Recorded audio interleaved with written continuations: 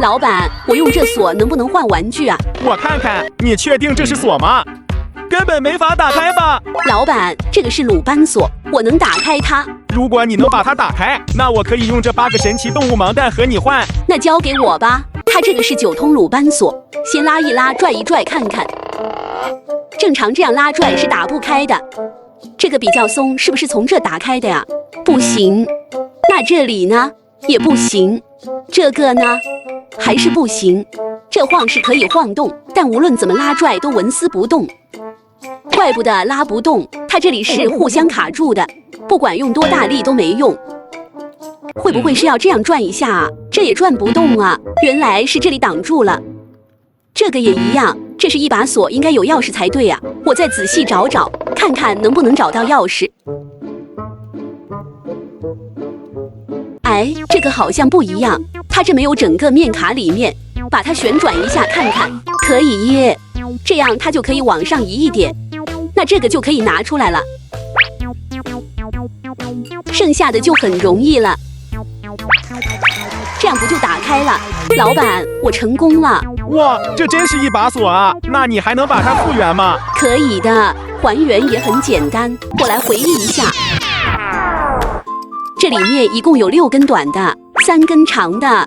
這個短的就是鑰匙。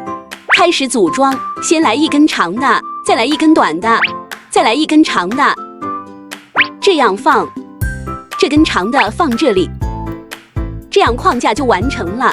這裡放1個短的，鑰匙放這，這裡再放1個，這裡1個，最後1個放這，然後把鑰匙這樣一擰。這不就復原了？老闆，我復原了！哇，你這也太厲害了！那這8個動物盲蛋就歸你了。带着玩具回來了，看這些動物盲蛋裡面都有什麼吧。這個好像是一個鹿蛋吧？這2個鹿角多明顯！這裡面不會是個鹿吧？看看啊，這是個啥呀？它這個頭是個鹿，但是這怎麼還有2個翅膀啊？這身子還是一節一節的，還是可以活動的。看着又像個飛龍一樣，這長得好神奇啊！感覺它既是鹿又是飛龙。哎呀，這個黑黑的，看着好像蜘蛛一樣，這不會是蜘蛛蛋吧？再來看看，這是啥呀？這看着也像個飛龍，它的關節也是可以活動的。寶子們，你們說這是什麼飛龍？哇，這個像彩虹一樣，但是它這還有2個翅膀，還有腳，這不會是獨角獸吧？看看，真的，它這個頭是獨角獸的頭，身子也是飞龙，整個身子也是彩虹色的。這個我知道，火龍果。看裡面是什麼？这個是火龍果造型的飛龍。這個好像冰川啊，這是什麼蛋啊？冰川也有蛋嗎？看看這裡面是啥？原來是冰川樣式的飛龙。這個彩色的又是什麼呀？